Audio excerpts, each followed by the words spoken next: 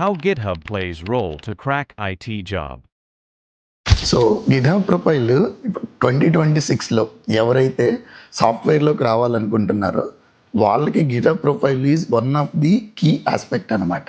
Okay, so ఇప్పుడు 4 LPA నుంచి 12 LPA to 20 LPA ఎవరైతే టార్గెట్ చేయాలనుకుంటున్నారో ఆ గ్రోత్కి రీచ్ అవ్వాలనుకుంటున్నారో వాళ్ళకైతే mandatory and most important.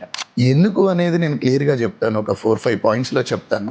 So రెజ్యూమ్లో project చేశాను అని చెప్పడం చాలా ఈజీ, కానీ గిithubలో రిపాజిటరీ కనుక ఉందనుకోండి, ఆ లింక్ రిపాజిటరీ లింక్ మనం రెజ్యూమ్లో పెడితే డైరెక్ట్ ప్రూఫ్ ఉంటుంది. నెక్స్ట్ పాయింట్ ఏంటంటే స్కిల్ విజిబిలిటీ. మనకి స్కిల్ విజిబిలిటీ అనేది చాలా ఇంపార్టెంట్. సో ఆ స్కిల్ విజిబిలిటీ ఎక్కడ కనపడుతుంది అంటే గిithub ప్రొఫైల్లో కోడ్ కనపడుతుంది మనకు. అక్కడ రిపాజిటరీ ఓపెన్ చేస్తే రీడ్మీ ఫైల్ అని ఒకటి ఉంటుంది.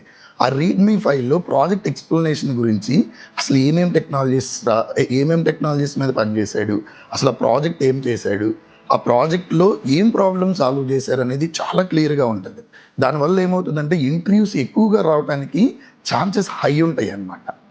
సో వన్ మోర్ పాయింట్ ఏంటి అంటే ఫ్రెషర్స్కి ఎక్స్పీరియన్స్ లేకపోయినా కానీ గిithubలో ఒక 3 నుంచి 4 ప్రాజెక్టులు చేయటం వల్ల వాళ్ళకి చాలా ఎక్స్పీరియన్స్ ఉంది అనే ఒక strong coding level strategies create అవుతాయి.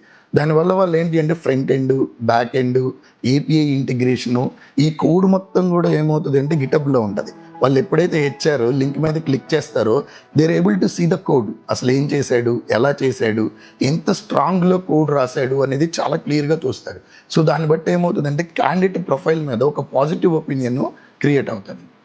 సో ఎవరైతే 4 LPA లెవెల్లో జాబ్ని టార్గెట్ చేస్తారో వాళ్ళకి మిడ్ రేంజ్లో చేస్తే సరిపోతుంది, జస్ట్ ఒక ప్రాజెక్ట్ క్రియేట్ చేసి గిithubలో పెడితే సరిపోతుంది.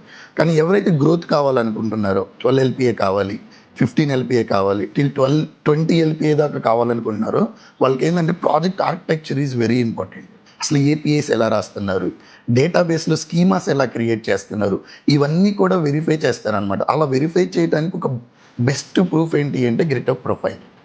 సో రీడ్మీ ఫైల్ ఏదైతే ఉందో ఆ రీడ్మీ ఫైల్లో ఏముంటుందంటే ఆ ప్రాజెక్ట్ గురించి చాలా క్లియర్ ఎక్స్ప్లెనేషన్ ఉంటుంది. దానివల్ల హెచ్ఆర్కి ఏంటి అంటే అసలు ఏం ప్రాజెక్ట్ చేశాడు అనే ఒక పాజిటివ్ ఒపీనియన్ క్రియేట్ అవడానికి స్కోప్ ఎక్కువ ఉంటుంది.